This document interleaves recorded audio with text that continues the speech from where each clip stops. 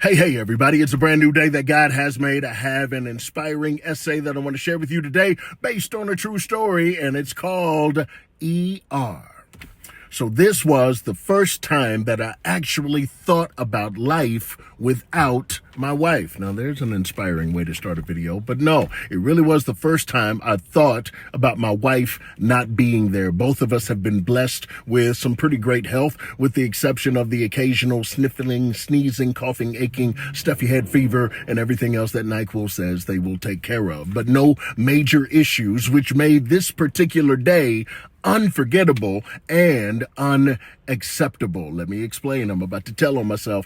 A few years ago, my wife was distraught about some incidents of injustice that were going on in the news. She watched television coverage and she read some scathing opinions on social media, and her emotional hurt actually turned into physical pain. My wife just has that kind of heart. She told me that she needed to just take a break from all social media because injustice plus ignorance plus a lack of empathy and lack of common sense just really manifested in her body as pain in her chest. She laid down, she slept it off, she went on with being the superwoman that she is. Fast forward a few weeks, I'm rushing out of the house on one evening, going to church with 1,000,001 things on my mind. I gotta do this, I gotta do that. Oh, don't forget this, don't forget that. And as I'm going out of the door, my wife casually mentions that she had more chest pains and some numbness that she felt in her arm that day.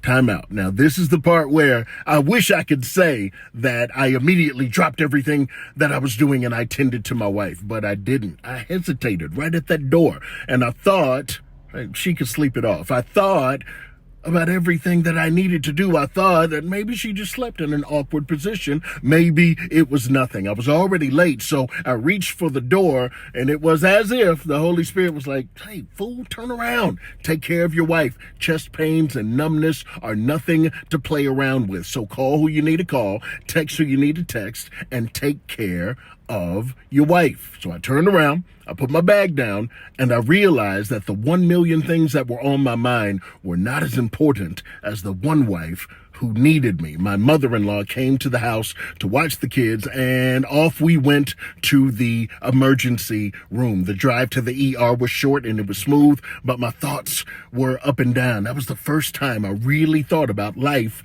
without my wife. I wasn't trying to be negative or dreary, but as much as I tried to keep the words heart attack or stroke out of my mind, it was real in that moment. I tried not to show fear, but my thoughts kind of wandered. I thought